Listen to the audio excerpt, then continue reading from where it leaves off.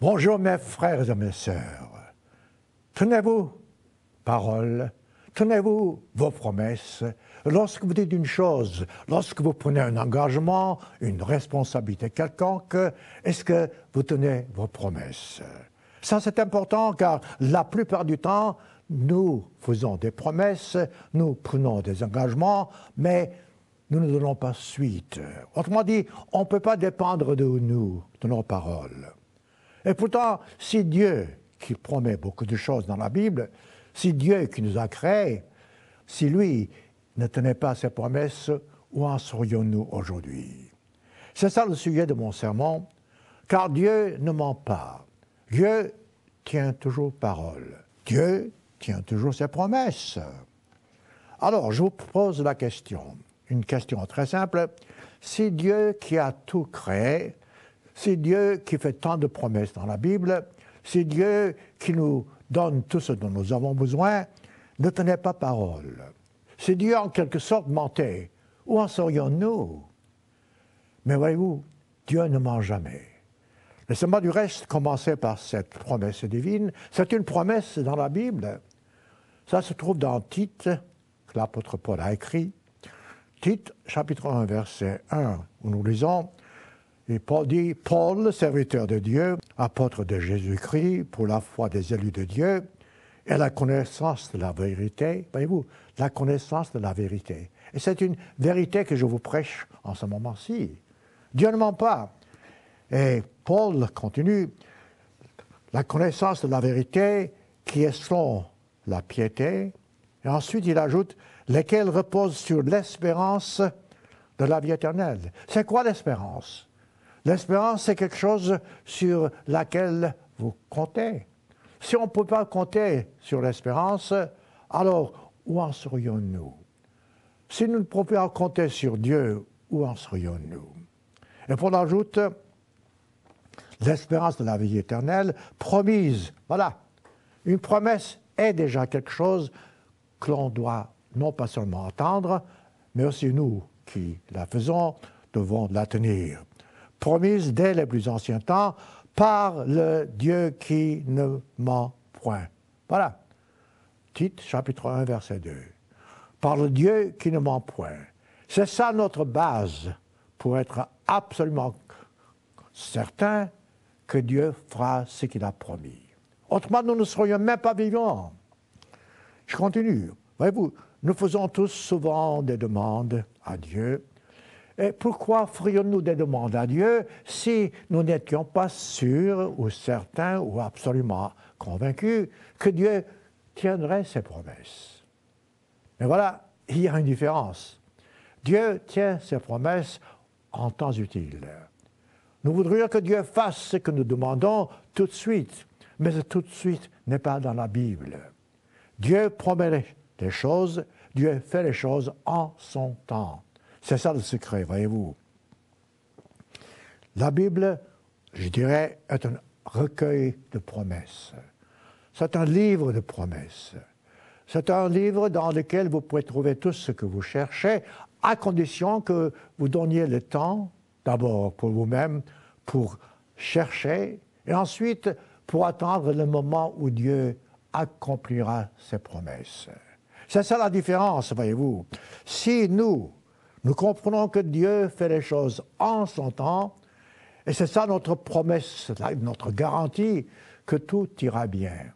Je vous dis franchement, si vous pensez bien, si Dieu faisait les choses toujours selon votre temps, selon votre façon de penser, les promesses divines ne seraient pas bonnes pour vous. Continuons. Lorsque nous sommes malades, par exemple, nous prions pour que Dieu nous guérisse. Mais quand est-ce que vous voulez être guéri? Tout de suite, c'est certain. Nous voulons tous être guéris tout de suite, et beaucoup de fois, nous sommes guéris tout de suite. J'en parlerai dans quelques instants. Mais regardez voir ce que la Bible en dit en ce qui concerne les promesses divines lors d'une maladie. Jacques, chapitre 2, versets 14 à 15, nous lisons « Quelqu'un parmi vous, ça peut être vous, ça peut être moi, quelqu'un parmi vous est-il malade?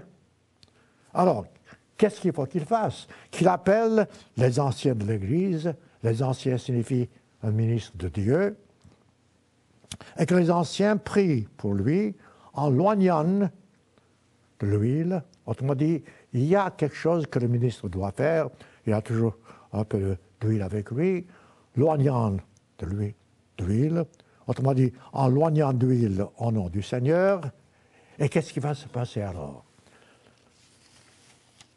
La prière de la foi sauvera le malade, verset 15.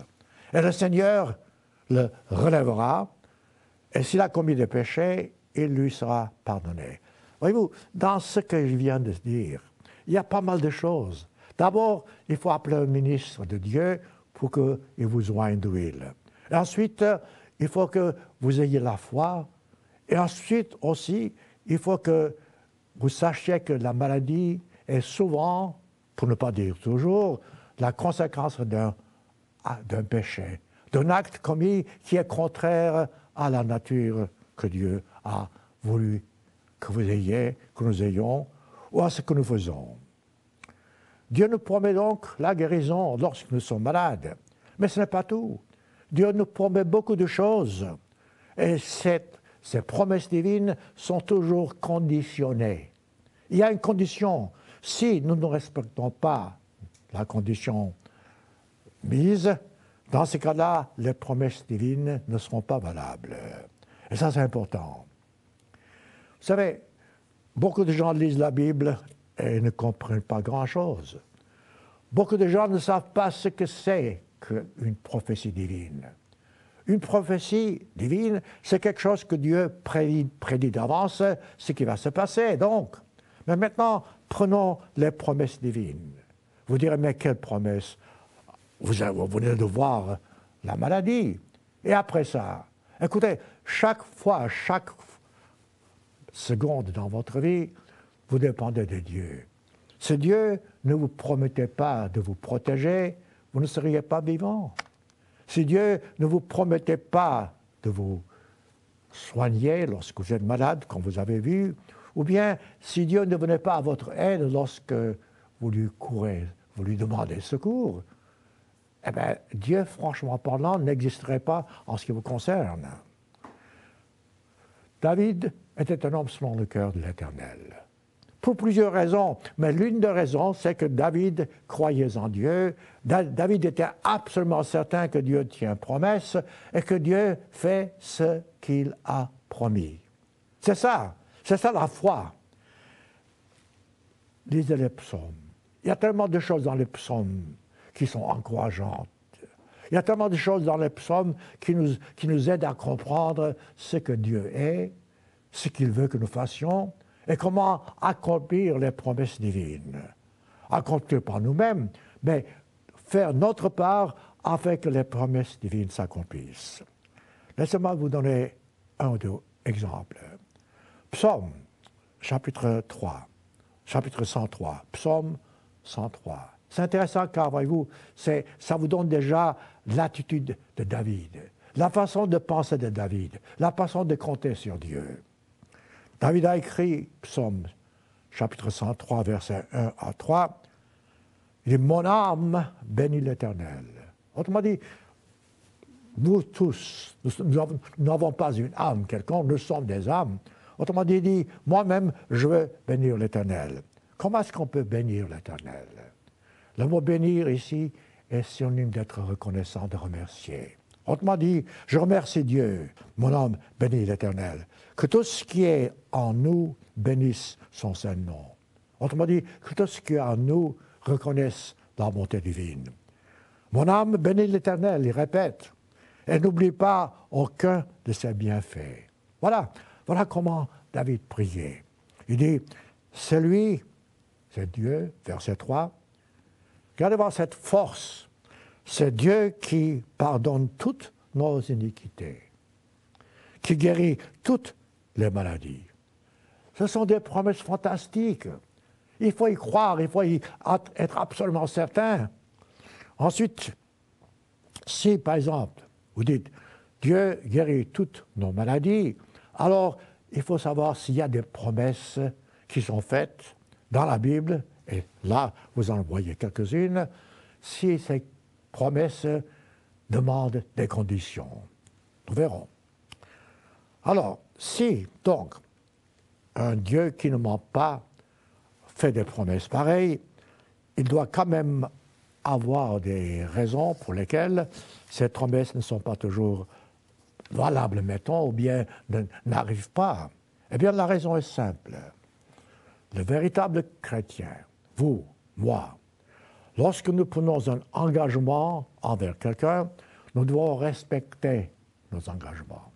Lorsque nous promettons quelque chose, nous devons faire ce que nous avons promis. Ça, c'est certain. Ce faisant, vous avez une meilleure idée de ce que Dieu a en tête lorsqu'il fait des promesses dans la Bible. Parce que, voyez-vous, il nous a promis de nous accorder la vie éternelle. Si nous ne pouvons pas compter sur Dieu pour avoir la vie éternelle, à quoi bon le reste? Si en mourant je meurs et c'est fini, alors quelle est la valeur de la vie terrestre? Non, Dieu a fait des promesses en ce qui concerne la vie éternelle pour laquelle nous sommes nés. Et une fois que nous avons accompli notre part, et nous accomplissons chaque jour, alors, en fin de compte, au moment de la résurrection des morts, nous arriverons à la vie éternelle. Ça, c'est entre parenthèses. Mais, voyez-vous, je parlais des promesses divines en ce qui concerne la maladie. Laissez-moi développer ce sujet. Comment savons-nous qu'une maladie résulte d'un péché quelconque? Eh bien, prenez Exode, chapitre 15, verset 26. Dieu, auparavant, avait fait des miracles afin que le peuple qu'il a choisi puisse sortir d'Égypte. Des miracles. Le peuple sort d'Égypte, voit l'armée de Pharaon, le peuple est effrayé, veut retourner. Dieu les aide par des miracles, et ensuite, il les conduit sur la voie du salut, pour ainsi dire, autrement dit, l'Exode. Ça, c'est l'Exode. Lorsque le peuple a commencé à sortir d'Égypte, et est sorti d'Égypte, et a commencé sa marche vers le pays promis, regardez ce que Dieu a dit à son peuple. Une promesse sur laquelle le peuple devait absolument compter.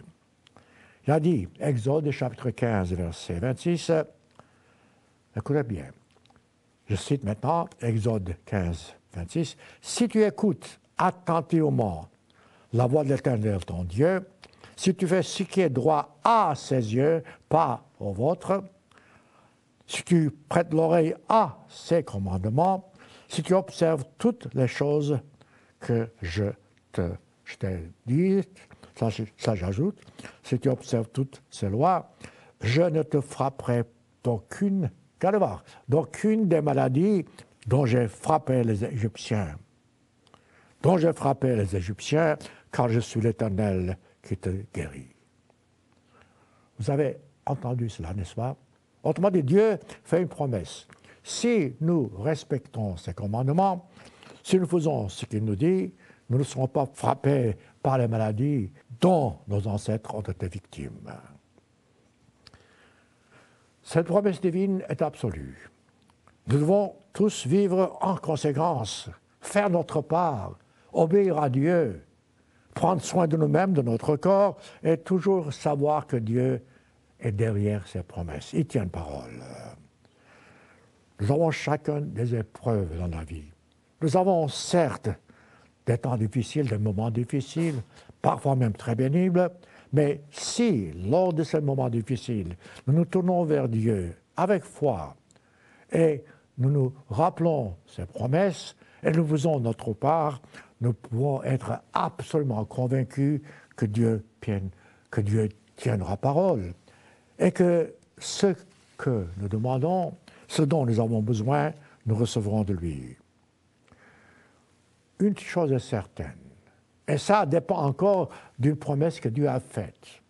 Voyez-vous, par moments, vous êtes découragé. Par moments, vous dites « j'en peux plus ». Par moments, vous êtes dégoûté de la vie. Eh bien, ce n'est pas tout à fait juste, car selon la Bible, selon une promesse divine, vous ne devez jamais être dégoûté de la vie. Jamais dire « j'en ai assez, je n'en peux plus ». Ah, c'est encore une promesse, oui. C'est une promesse car Dieu dit, par exemple, par l'apôtre Paul, dans 1 Corinthiens chapitre 10, verset 13, regardez voir cette force dans cette promesse. Aucune tentation ne vous est survenue qui n'ait été humaine. Et Dieu qui est fidèle, là encore un mot rassurant, si vous êtes fidèle, vous tenez vos promesses, et Dieu qui est fidèle ne permettra pas, voyez-vous, si Dieu ne permet pas, c'est que ça ne va pas arriver. Et Dieu ne permettra pas que vous soyez tentés au-delà de vos forces. C'est assez fort, n'est-ce pas? Mais qu'avec la tentation, il préparera aussi le moyen d'en sortir, afin que vous puissiez la supporter. Prenez le temps, mes frères et mes sœurs, de lire et de relire cette promesse. Car souvent nous disons « je n'en peux plus, c'est trop, la vie est dure ». Bon, d'accord, la vie parfois est dure peut-être, mais le fait est que vous pourrez toujours compter sur Dieu et qu'aucune de vos tentations ne sera au-dessus de vos forces. Y croyez-vous? Si vous y croyez, est-ce que vous vivez en conséquence? Et si vous-même, qui croyez en Dieu, pouvez-vous vraiment dire que les promesses que je fais moi-même, les engagements que je prends, je les respecte? Car c'est très important. Si vous ne respectez pas vos propres promesses, comment voudriez-vous que les autres respectent les leurs ou que Dieu lui-même respecte ses promesses? Considérez la parole divine en ce qui concerne la façon de devenir chrétien. Vous savez, vous rencontrez pas mal de gens, surtout moi dans mon ministère, et ces gens croient être chrétiens. Ils sont chrétiens à leur façon. Ils sont chrétiens parce qu'ils font les choses d'après leur propre compréhension de ce que Dieu promet. Mais ça, ce n'est pas la façon de devenir chrétien, pas du tout. La façon de devenir chrétien, véritablement chrétien, c'est de faire ce que Dieu vous dit dans la Bible. De la Genèse jusqu'à l'Apocalypse, dans la Bible. Alors, Dieu, que je vous ai dit, nous a créés, nous, des gens tout à fait simples, des gens terrestres, des gens charnels, des gens nés de la poussière de la terre. Autrement dit, nous ne sommes rien. Dieu nous a créés de rien, pour ainsi dire, pour arriver à la vie éternelle en devenant un jour des êtres spirituels. Autrement dit, c'est une réalisation fantastique. Et c'est pour cela que nous passons dans la vie par des moments difficiles parfois, par des épreuves. Et Dieu est toujours avec nous lorsque nous avons des épreuves, comme nous venons de voir. Mais si nous tenons bon, si nous allons jusqu'à la fin, si nous nous repentons de nos péchés, le repentir, c'est cesser de pécher. Le péché, c'est la transgression des lois divines. Ce sont des choses que nous savons. Donc, si nous ne transgressons pas les lois divines, si nous marchons dans l'obéissance aux lois divines, en fin de compte, nous recevrons le Saint-Esprit par lequel nous arriverons à la réalisation totale et complète et finale de cette vie, c'est-à-dire nous deviendrons des êtres spirituels lors de la résurrection des morts. Ça, c'est les promesses. L'ensemble des promesses divines. Et si nous qui sommes des appelés, nous qui comprenons ces choses, si nous faisons notre part, nous arriverons à cette promesse divine qui est vraiment, je dirais, la base même de notre salut. Notez-le, l'apôtre Pierre a dit dans Actes, chapitre 2, verset 38, c'est cette promesse que je viens de vous dire, il dit « Repentez-vous, on se repent des péchés que nous avons commis. Ensuite, que chacun de vous soit baptisé au nom de Jésus-Christ. » Baptiser signifie immersion totale. Et le baptême est toujours après la repentance. Pour le pardon de vos péchés, voyez-vous, c'est ce que je viens de vous dire. Vous recevrez le don du Saint-Esprit. Voilà en somme comment arriver à être véritablement chrétien. Dans ce sermon, aujourd'hui, je mettrai l'accent sur ça, l'accent sur les promesses divines qui nous mènent vers le but final. Car aucune promesse divine n'a jamais été donnée en vain. Au contraire, Dieu tient toujours parole. Si Dieu nous dit quelque chose, nous pouvons y compter absolument sans aucun doute. Le Christ, lorsqu'il était sur cette terre, a fait beaucoup de promesses aussi. Du reste, chaque parole que le Christ a prononcée était une promesse. Et nous pouvons compter sur ces paroles. Nous pouvons compter les promesses du Christ. Car le Christ, le Fils de Dieu, ne ment pas non plus. Alors, l'une des promesses les plus importantes du Christ, c'était quoi? Ça va vous étonner, certains d'entre vous qui m'écoutaient peut-être la première fois, parce qu'un vrai chrétien dont nous parlons n'est pas quelqu'un qui prétend être chrétien parce qu'il croit au Christ ou bien en Dieu, non. Un véritable chrétien, c'est celui qui s'est repenti de ses péchés, s'est fait baptiser et a reçu le Saint-Esprit. Voilà. Le Saint-Esprit est un don divin. J'en ai parlé par le passé. Et regardez voir ce que le Christ dit en ce qui concerne cette promesse du Saint-Esprit. Là encore, voyez-vous, nous recevons le Saint-Esprit par une promesse. Si Dieu ne tenait pas à parole, nous n'aurions jamais pu avoir le Saint-Esprit. Jean chapitre 16, l'évangile selon Jean chapitre 16, versets 7 à 8, le Christ a dit, je vous dis la vérité, il vous est avantageux que je m'en aille, que le Christ meure, car si je ne m'en vais pas, le Consolateur, voilà, ici, le Saint-Esprit est nommé par le nom Consolateur. Le Consolateur ne viendra pas. Ce n'est pas une troisième personne, je vous ai déjà parlé à ce sujet. C'est l'Esprit de Dieu qui viendra. Et si je m'en vais, dit-il, je vous l'enverrai. Comment est-ce qu'il nous l'enverra? Je viens de vous montrer. Dans Actes chapitre 2, versets 37, 38, autrement dit, nous nous faisons baptiser, nous nous repentons de nos péchés et nous recevons le Saint-Esprit que le Christ a envoyé. Ensuite, regardez la promesse du Christ, verset 8, Jean 16. Quand il sera venu, donc le Consolateur, le Saint-Esprit, il vous convaincra en ce qui concerne le péché. Il vous aidera à comprendre ce que c'est que le péché. La justice divine. Le jugement, pas des hommes, mais le jugement de Dieu. Voilà des vérités. Voilà pourquoi il y a tellement de gens de par le monde, des chrétiens, je dirais, qui ont leur propre interprétation des mots péché, justice, jugement. La seule interprétation correcte, c'est ce que Dieu nous donne dans la Bible. Et nous devons y compter, car Dieu ne ment point. Lorsque nous recevons le pardon divin, lorsque nous recevons la réponse d'une demande que nous faisons à Dieu, nous devons être sûrs que Dieu qui fait sa part toujours. Et si ça n'arrive pas dans notre vie, nous devons être sûrs que nous ne blâmons pas quelqu'un d'autre. Ça, c'est encore une tendance humaine.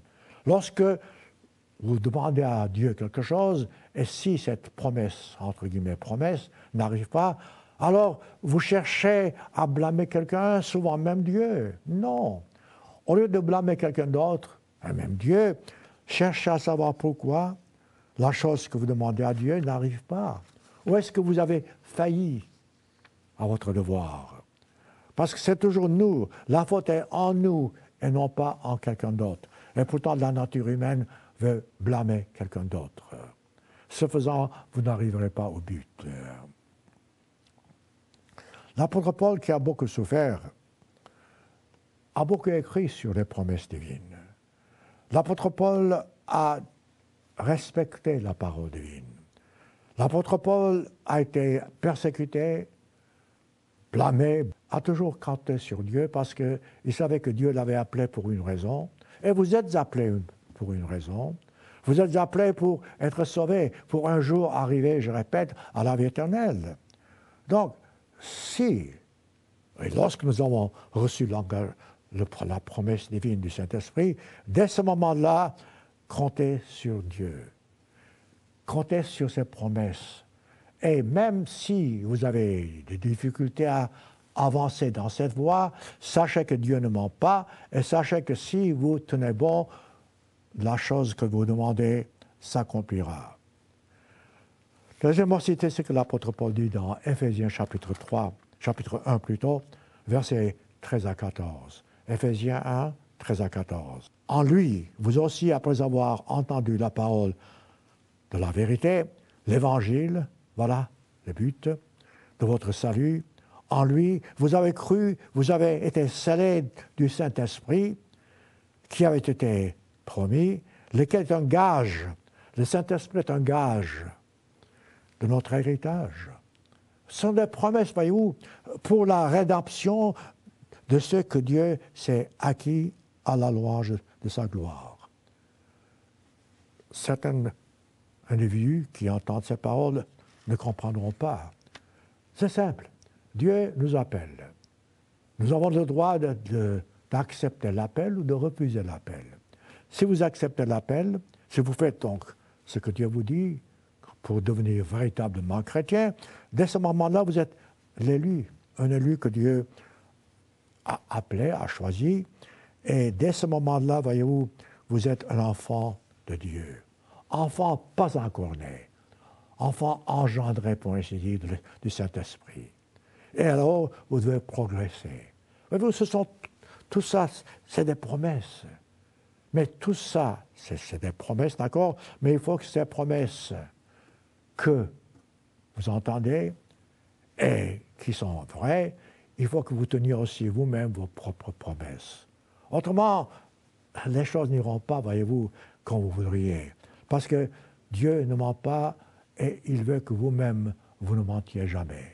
C'est du reste l'un des 10 commandements. Regardez voir ce que Dieu a promis, une chose qui est inimaginable. Je dis bien inimaginable parce qu'humainement parlant, on ne peut pas dire que c'est possible. Regardez voir. 1 Jean, chapitre 3, verset 22. Écoutez bien. Jean dit, quoi que ce soit, là encore, il dit, quoi que ce soit que nous demandions, nous le recevons de lui, de Dieu.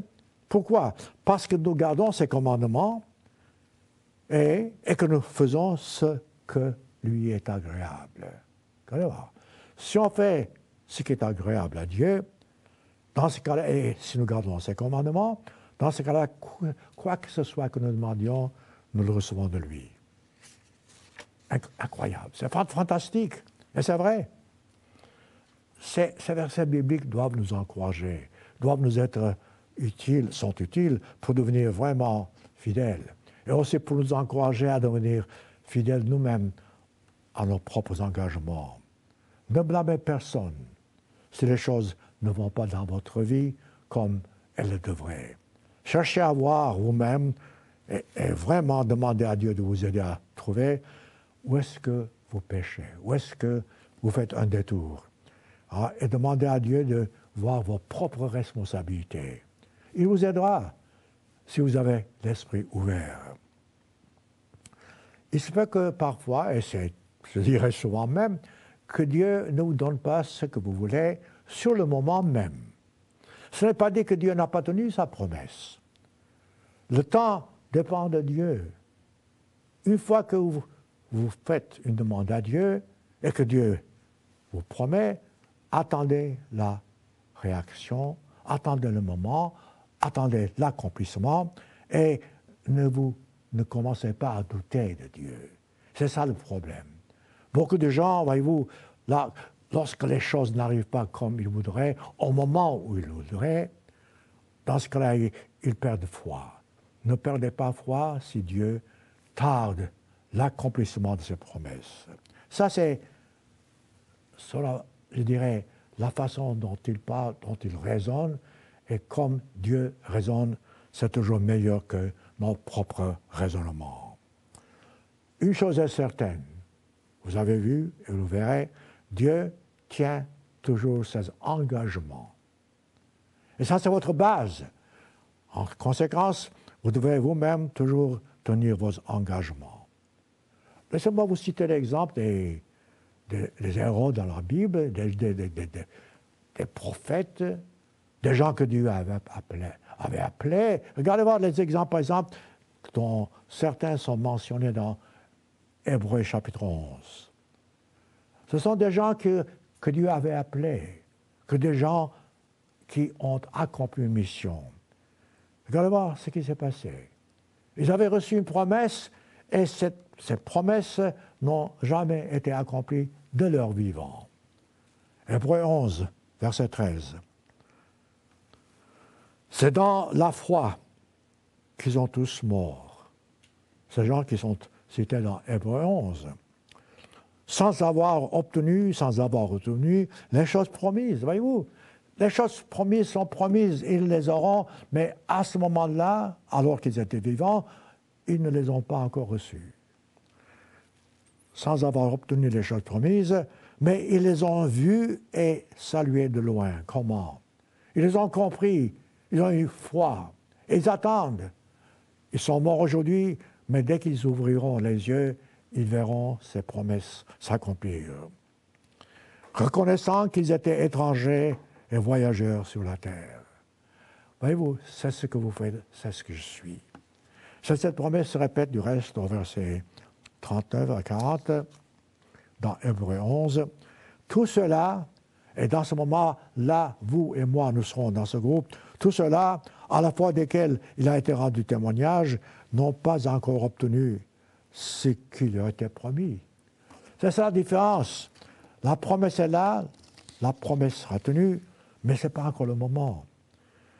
Dieu ayant envie quelque chose de meilleur pour nous, qui sommes encore vivants aujourd'hui, afin qu'il ne parvinsse pas sans nous à la perfection. C'est ce que je vous dis maintenant. Dieu a promis des choses à nos ancêtres qui ont suivi sa voie. Ces mêmes promesses nous sont données aujourd'hui. Et au moment de la résurrection, nous serons tous ensemble, nous recevrons ces promesses. Ce n'est pas dit que Dieu ne tient pas parole, pas du tout. Mais dans ce qui est essentiel pour le moment dans la vie, Dieu tient toujours parole. Et vous pouvez vous attendre à ce qu'il vous réponde, à ce que vous receviez ce dont vous avez réellement besoin. Rappelez-vous, 1 Jean 3, verset 22.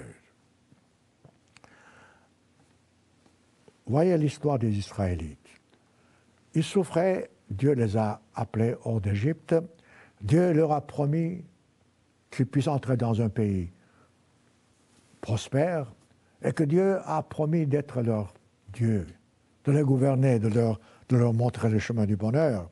Mais tout ce que Dieu leur avait dit, les Israélites les ont rejetés. Autrement dit, ils voulaient faire à leur façon, agir à leur façon, vivre comme ils voudraient vivre, tout en ayant les promesses divines s'accomplir dans leur vie. Ce n'est pas possible. Vous ne dites pas à Dieu comment vous voulez, comment vous désirez qu'il vous bénisse.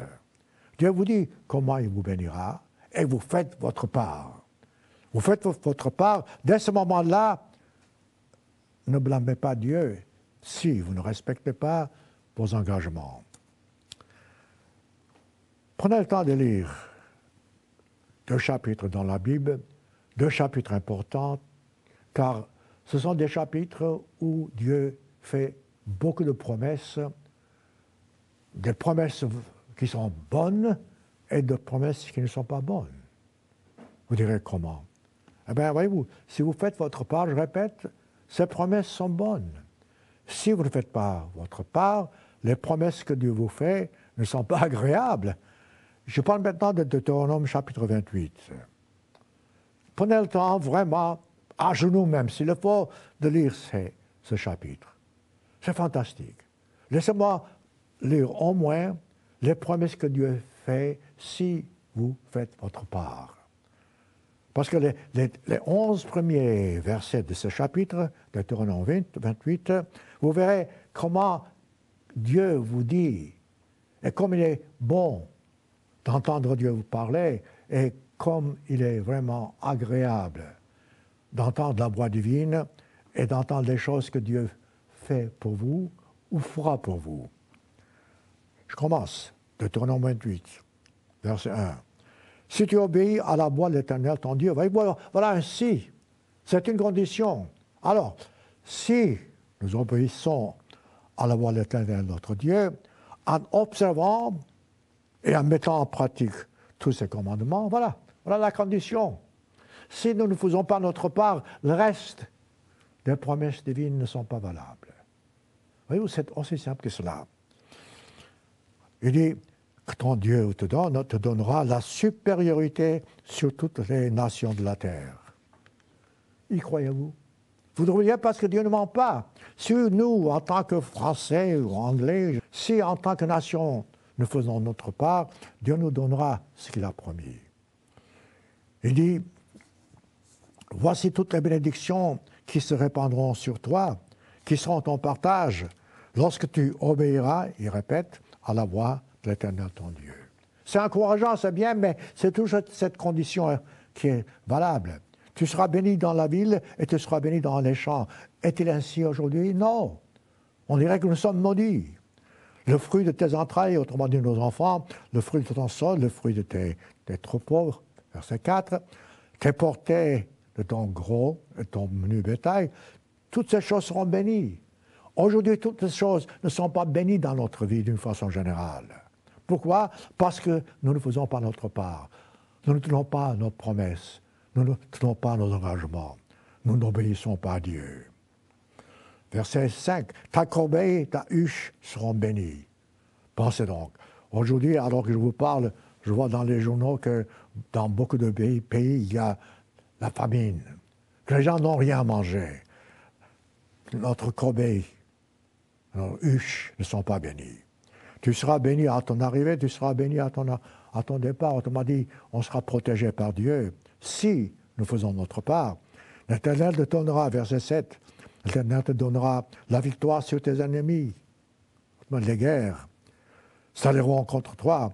Ils sortiront contre toi par un seul chemin et ils s'enfuiront devant toi par 7 chemins. Autrement dit, vous aurez toujours la victoire. L'Éternel te donnera la bénédiction. Voyez-vous? Tu seras pour l'Éternel un peuple saint, verset 9. Verset 10, toujours Deutéronome 28. Tous les peuples verront que tu as été appelé par Dieu et te craindront. Aujourd'hui, ce n'est pas le cas. Presque chaque nation craint une autre nation parce que la nation elle-même n'observe pas les lois de Dieu. Verset 11, l'Éternel te comblera de bien en multipliant le fruit de tes entrailles. Vous savez ce que ça veut dire, n'est-ce pas? Et pourtant, regardez voir, certes, aujourd'hui, nous avons nos enfants, mais beaucoup d'enfants dans beaucoup de pays souffrent, sont malades, sont nés malades dans ce sens que sont estropiés pour ainsi dire. Pourquoi? Parce que, une fois encore, nous ne faisons pas ce que Dieu nous dit de faire. Il dit, il te bénira le fruit de tes troupeaux, le fruit de ton sol, dans le pays que l'Éternel t'a promis. L'Éternel ouvrira son bon trésor. Ce sont des promesses.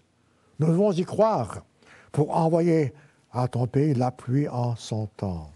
Ce matin, en me levant, je regardais le journal. Il y a la sécheresse dans beaucoup de régions, même en Amérique. D'une part, c'est la sécheresse, d'autre part, ce sont les inondations. Donc, cette promesse ne s'accomplit pas. Pourquoi? Ne blâmez pas Dieu, ce n'est pas Dieu qui n'a pas tenu sa promesse. Parce que nous n'avons pas observé les lois de Dieu. L'Éternel, verset 13, fera de toi la tête et non la queue. Est-ce le cas? Tu seras toujours en haut et non pas en bas. Est-ce le cas? Je vous pose la question. Ensuite, verset 14, et que tu ne te détourneras ni à droite ni à gauche de tous les commandements que je vous donne. C'est ainsi seulement que nous serons bénis. Et après cela, prenez le temps, je ne vais pas le citer. C'est pas la peine parce que vous verrez, dans beaucoup de versets, dans le même chapitre, Dieu nous donne ce qui va se passer. Et en regardant autour de vous, vous constaterez que c'est exactement ce qui arrive aujourd'hui. Nous avons toutes sortes de maladies, toutes sortes de difficultés, toutes sortes, je dirais, de questions qui ne sont pas vraiment répondues. Et elles le sont, mais nous ne voyons pas parce que nous ne faisons pas notre part. C'est une porte. Il faut que cette porte soit des deux côtés ouverte. Si nous faisons notre part, Dieu fera la sienne. Il fait toujours la sienne, mais nous verrons ses bénédictions. Deutéronome chapitre 28, pour moi, est un chapitre très important. De temps en temps, je voudrais lire, je lis. Je peux voir dans ces 14 premiers versets ce que Dieu nous promet et qui sont très fantastiques. Et ensuite, dans les versets suivants, ce que Dieu nous dit qui va se passer et qui me montre en réalité ce qui se passe aujourd'hui et qui me met peut-être en garde pour que je puisse au moins respecter les commandements de Dieu afin que je puisse réaliser que ce qui se passe et qui n'est pas bon, ce n'est pas sa faute, c'est notre faute.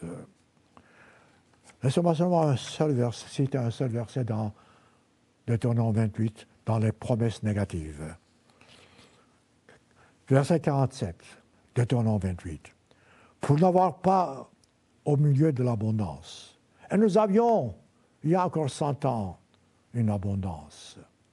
Il dit, pour n'avoir pas obéi au milieu de l'abondance, observe toutes ces choses, servis ton Dieu avec joie. Ça, j'aime bien ce mot, avec joie. Lorsque vous servez Dieu, servez-le avec joie. Donc, pour n'avoir pas obéi à Dieu et le servir avec joie et de bon cœur, alors, tu serviras, verset 48, Deutéronome 28, regardez voir. Tu serviras au milieu de la faim, c'est ce qui se passe aujourd'hui, de la soif, de la nudité, de la disette, de toutes choses, tes ennemis que l'Éternel enverra contre toi. Voyez-vous, les gens blâment Dieu. Non, il ne faut pas blâmer Dieu. C'est comme un père qui dit à son enfant, écoute, ne fais pas ça parce que tu vas te faire du tort. Si l'enfant fait quand même ce qu'il veut faire, ce n'est pas la faute au père. La même chose, si nous ne faisons pas ce que Dieu nous dit, ce n'est pas la faute à Dieu si la chose n'arrive pas, voyez-vous. C'est ce qui se passe, c'est ce que les gens doivent, une fois pour toutes, mettre dans leur tête, que ce qui se passe, ce n'est pas la faute à Dieu, c'est notre faute. Une fois que vous avez compris que Dieu ne ment pas et que les engagements que nous prenons, si nous les respecterons, nous les tiendrons aussi, dès ce moment-là, comme l'apôtre Paul a dit, toute chose concourt au bien, en notre bien, et tout finira par être une bénédiction fantastique. À l'époque, le peuple que Dieu avait choisi n'a pas respecté parole.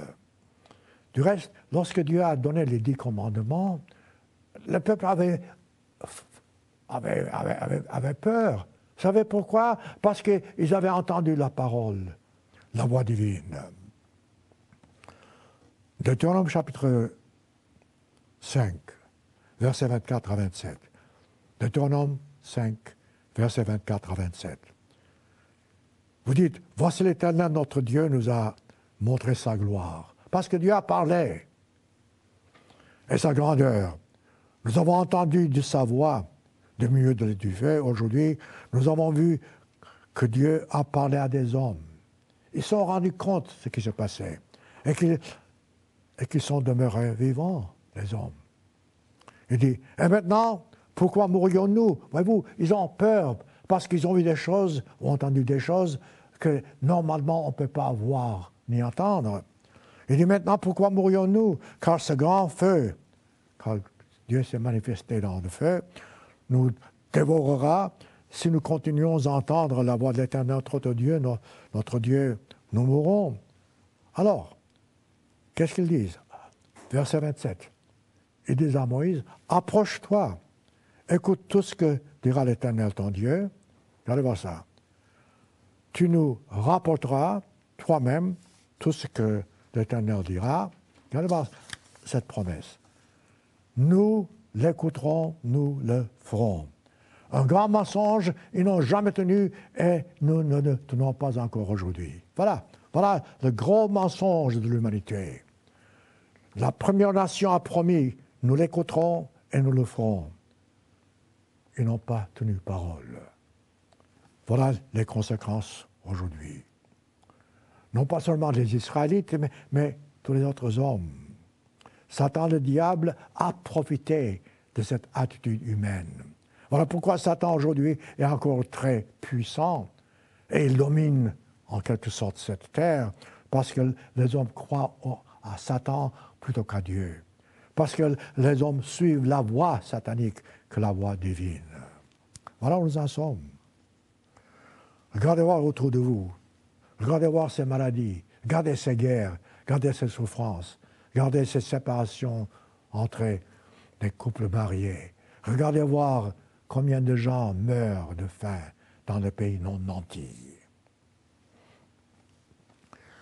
Vous savez, à plusieurs reprises dans la Bible, Dieu nous dit de nous rappeler de lui et de nous rappeler ses promesses et de changer de voie, de prendre la direction qu'il nous montre. Si nous faisons notre part, Dieu fera toujours sa part, quoi qu'il arrive. Il n'est jamais trop tard en ce qui concerne les promesses divines. Donc, ne vous découragez pas. Vous pouvez toujours vous repentir. Voilà pourquoi Dieu nous dit dans la Bible à plusieurs reprises, il dit, souviens-toi. Chaque fois que vous voyez dans la Bible les mots « souviens-toi », faites attention. Prêtez l'oreille. Regardez dans Deutéronome chapitre 8, verset 11. Il dit « garde-toi ». C'est une façon de mettre en garde. Garde-toi d'oublier l'Éternel, ton Dieu. Comment est-ce qu'on peut l'oublier? En ne pas observant ses commandements, ses ordonnances, ses lois. Voyez-vous, là encore, je peux continuer, mais il y a tellement, je vous laisse lire le reste. Cette recommandation divine, cet avertissement doit être dans notre cœur, dans notre esprit, à chaque instant dans notre vie. Verset 14, Deutéronome 8, verset 14. Garde-toi que ton cœur ne s'enfle point. C'est ça le danger. Que ton cœur ne s'enfle pas. Que tu n'oublies pas l'Éternel, ton Dieu, qui t'a fait sortir du pays d'Égypte ou bien d'une souffrance quelconque. Lisez, je répète, tout le chapitre. Ces promesses divines sont valables. Nous devons nous rappeler de cela. Nous devons nous souvenir que Dieu ne ment pas. Et que si Dieu nous a promis la vie éternelle, il accomplira ses promesses. Si Dieu nous a dit que nous ne souffrirons pas au-delà de nos forces, c'est exactement ce qui va se passer, à condition que nous fassions notre part. Autrement, c'est malheur sur malheur, tristesse sur tristesse, souffrance sur souffrance, et c'est ce qui se passe aujourd'hui. Commencez-vous à comprendre?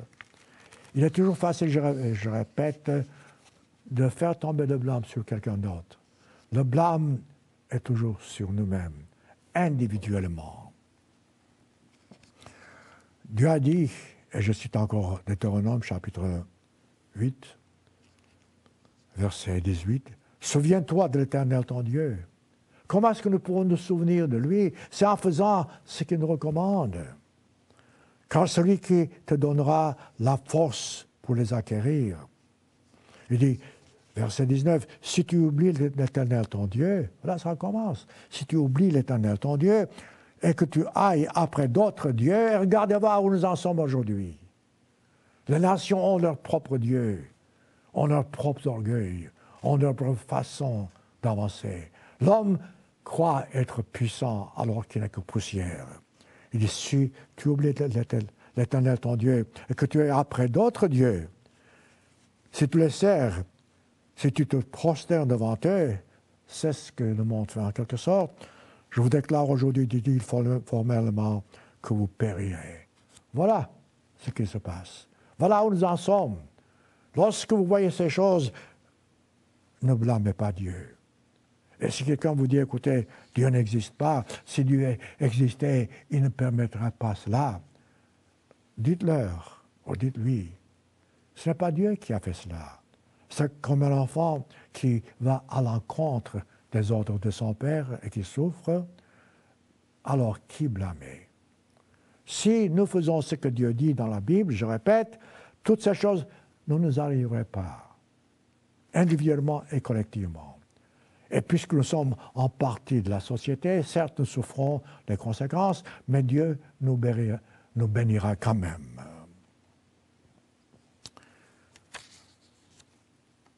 Ensuite, je saute parce qu'il y a tellement ici. Ces commandements ont été donnés du vivant de Moïse, et Moïse est mort. Et lorsque Moïse est mort, le peuple était un peu découragé. Alors Dieu a appelé Josué, le successeur de Moïse. Et il a fait les mêmes promesses à Josué qu'il avait faites à Moïse.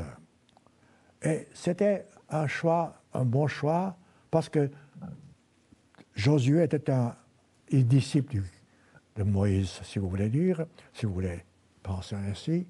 Donc, ce qui s'est passé, Dieu a répété à Josué exactement ce qu'il avait dit à Moïse. Notez-le. Je cite Josué, chapitre 1, verset 2. Josué 1, verset 2. Moïse, mon serviteur, est mort.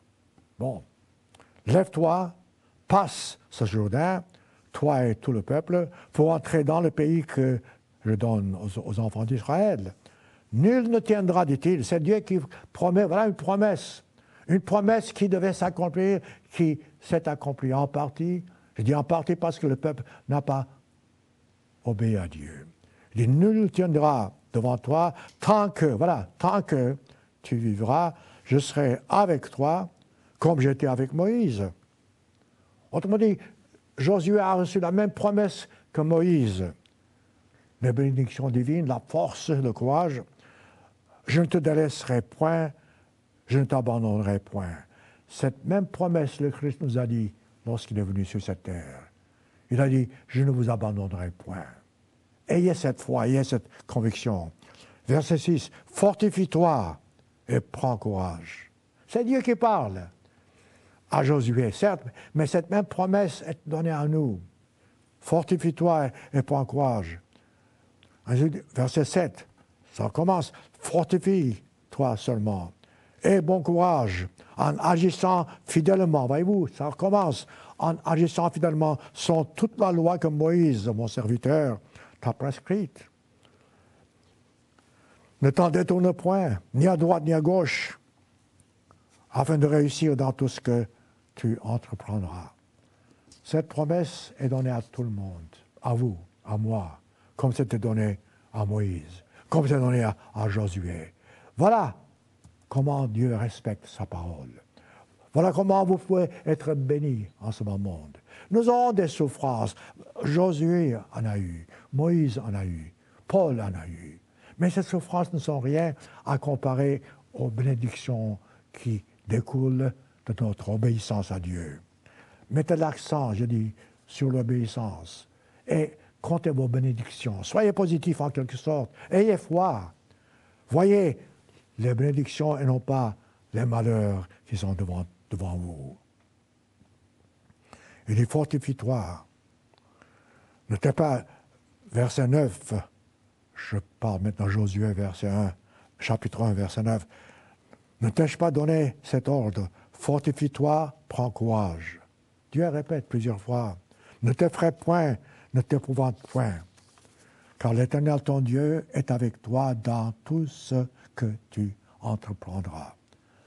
Vous savez, c'est fort. C'est fort, ces promesses. Dans tout ce que tu entreprendras, à condition que tout ce que tu entreprennes soit conforme aux promesses et aux commandements de Dieu. Vous savez, quand on voit ceci, quand on regarde vraiment la Bible de près, on dit, mais pourquoi est-ce que les gens se sont détournés de Dieu? Eh bien, posez la question à vous-même. Pourquoi est-ce que parfois vous commencez à douter de Dieu, même si vous êtes appelé et que vous avez reçu le Saint-Esprit? Pourquoi? Pourquoi ces doutes? Parce que vous ne faites pas votre devoir. Parce que vous n'êtes pas toujours sur vos gardes. Parce que vous oubliez alors que Dieu dit « souviens-toi ». Non, rappelez-vous ces promesses divines. Voyez-vous, les gens qui ont entendu ceci à l'époque de Josué, les Israélites, après quelque temps, lorsqu'ils sont entrés dans le pays promis, vous savez quoi? Ils ne voulaient plus obéir à Dieu. Ils ne voulaient plus être le peuple de Dieu. Ils ne voulaient plus avoir Dieu à leur tête. Au contraire, ils voulaient avoir un roi quelconque, comme les autres nations. Prenez le temps de lire 1 Samuel chapitre 8, versets 19 à 20. C'est incroyable. En fait, je dirais, lisez le chapitre entier, 1 Samuel 8. Des gens qui avaient reçu toutes les bénédictions divines, les gens qui sont entrés dans le pays promis, alors ils disent à Samuel, donne-nous un autre roi, pas l'Éternel Dieu, un roi qui nous dira ce qu'il faut faire et que nous suivrons ce qu'il va nous dire. Samuel, sous l'inspiration divine, a dit au peuple, écoutez, vous êtes fous, je parle maintenant humainement, vous perdrez tout. Vous aurez malédiction sur malédiction. Vous perdrez tout ce que vous avez et vous crierez auprès de l'Éternel. Et à un certain moment, Dieu ne vous répondra pas. Vous savez ce que le peuple a répondu? Après, vous n'avez qu'à lire 1 Samuel 8, verset 19. Le peuple refusa d'écouter la voix de Samuel. Autrement dit, après avoir entendu ce que le prophète de Dieu vous dit, voilà ce qui va se passer, c'est une prophétie, et cette prophétie est valable, Dieu ne ment pas. Voilà ce qui va se passer.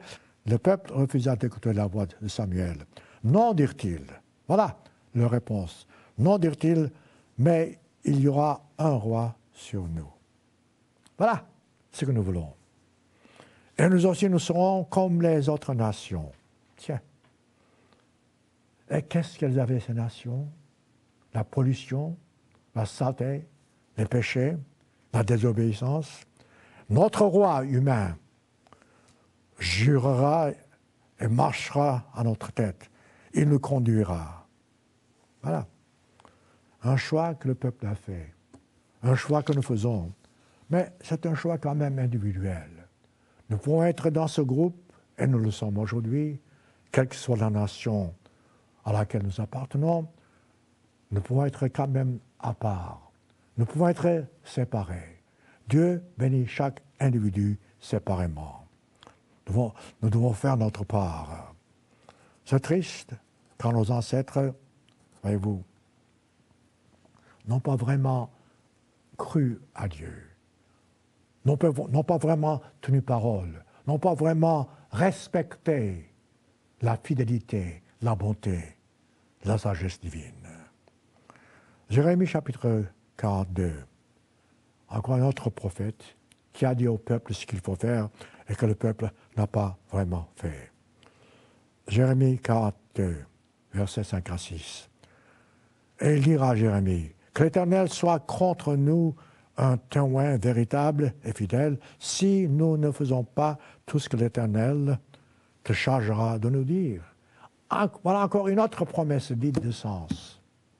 Voyez-vous, Dieu montre, Dieu nous dit par ses prophètes ce que nous devons faire et que le peuple promet et pourtant le peuple ne fait pas. Pourquoi blâmer Dieu? Les gens disent que l'Éternel nous dise ce qu'il faut faire, nous le ferons, que ce soit du bien ou du mal. Nous obéirons à la voix de l'Éternel ton Dieu, vers qui nous t'envoyons aujourd'hui, dit-il, afin que nous soyons heureux. Ils n'ont pas tenu parole. Nous ne tenons pas parole aujourd'hui. Vous pouvez voir la différence entre les promesses divines et les promesses des hommes. Dieu est fidèle. Nous ne le sommes pas. Dieu tient parole. Nous ne tenons pas parole toujours. Dieu n'oublie jamais ses promesses. Nous nous oublions. Dieu nous bénit si nous faisons sa volonté. Nous voulons être bénis tout en faisant notre volonté. À travers l'histoire, voyez-vous, c'est ce qui s'est passé. À travers l'histoire, nous les hommes nous n'avons pas vraiment su comment plaire à Dieu, comment respecter la voie divine. À travers l'histoire, je répète, les gens n'ont pas obéi à Dieu. Ils ont voulu agir à leur tête, à leur guise. Vous savez, c'est intéressant car la Bible dit dans Juge, à la fin des Juges, Dieu a donné au peuple ce qu'il voulait. Autrement dit, des rois humains, des juges humains à leur tête. L'un après l'autre, ces juges étaient mauvais. Et dans le livre des Juges, chapitre 21, verset 25, nous lisons, là, le tout dernier verset de ce livre, en ce temps-là, Juges 21, 25, en ce temps-là, il n'y avait point de roi en Israël, chacun faisait ce qui lui semblait bon. C'est comme ça. À l'époque, non, c'est aujourd'hui la même chose. Chacun aujourd'hui fait ce qui lui semble bon. Voilà pourquoi cette confusion. Dieu est prononcé en tant que mot, mais Dieu n'est pas quelqu'un que l'on suit. C'est ce qui se passe aujourd'hui. Nous avons plus d'églises que jamais auparavant. Et pourtant, nous avons plus de païens, des coutumes païennes qui sont suivies que jamais auparavant. Nous avons plus de divisions au sein du christianisme même que dans d'autres religions. Voilà, et pourtant, nous sommes censés être chrétiens. Non, mes frères et mes sœurs, il est grand temps que nous puissions vraiment ouvrir nos yeux pour voir. Il est grand temps de savoir que nous sommes les appelés de Dieu, un petit groupe. Non pas parce que nous sommes meilleurs, au contraire, parce que nous sommes faibles, mais nous devons faire ce que Dieu nous dit. Nous devons être un exemple. Nous devons montrer le chemin comme Dieu nous a montré le chemin à chacun de nous. Lorsque nous faisons notre part, lorsque nous commençons à dire « je ferai ce que Dieu veut et non pas moi », dès ce moment-là, il y aura un changement en ce bas monde. Le Christ est venu, vous savez, pour plusieurs raisons. Le Christ est venu pour nous montrer ce que c'est que l'humilité. Il s'est humilié lui-même devant Dieu en prenant la forme humaine. Pourquoi? Quelle est la raison? Pourquoi a-t-il souffert autant?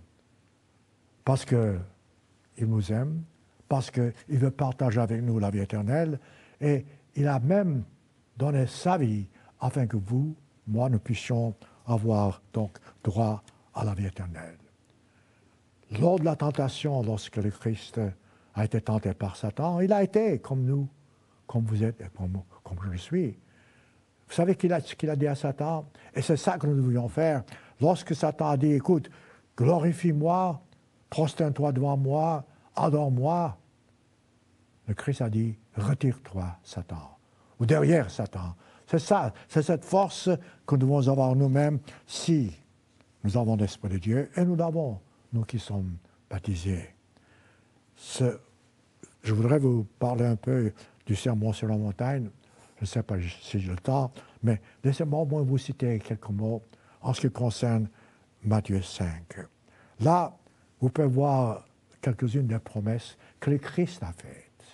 Que le Christ a faites à nous qui sommes chrétiens, si nous faisons notre part et si nous suivons cette voie que je trace aujourd'hui devant vous en disant « N'oubliez jamais l'Éternel Dieu ». Tenez vos paroles, tenez vos engagements envers lui et envers les autres. Donc laissez-moi citer au moins 2 ou 3 mots dans Matthieu chapitre 5 avant de terminer. C'est le Christ qui nous fait des promesses. Matthieu 5, chapitre 5, verset 43, il dit « Vous avez appris qu'il a été dit, tu aimeras ton prochain, tu haïras ton ennemi. » Alors, qu'est-ce que c'est qu'il dit maintenant? Le Christ. Mais moi, je vous dis, dit-il, aimez vos ennemis, bénissez ceux qui vous maudissent, faites du bien à ceux qui vous haïssent, priez pour ceux qui vous maltraitent et qui vous persécutent. Voilà la différence. Nous pouvons faire ceci avec l'Esprit de Dieu. Si nous faisons ceci, nous serons véritablement chrétiens. Il dit, verset 45, « Afin que vous soyez fils de votre Père. » Et nous serons fils, nous serons dans le royaume de Dieu. Verset 46, Matthieu 5, si vous aimez ceux qui vous aiment, quelle récompense méritez-vous? Ensuite, il dit, les publicains même agissent ainsi. Ensuite, il nous dit une phrase avec laquelle je veux terminer. Il dit, soyez donc parfaits, devenez donc parfaits, comme votre Père céleste est parfait. Nous pouvons devenir parfaits en ayant le Saint-Esprit en nous, en faisant la volonté de Dieu et en ne doutant jamais de la parole divine, et en plus en faisant toujours ce que nous avons promis, en respectant nos propres engagements. J'espère, mes frères et mes sœurs, que vous comprenez maintenant ce que c'est que d'être véritablement chrétien.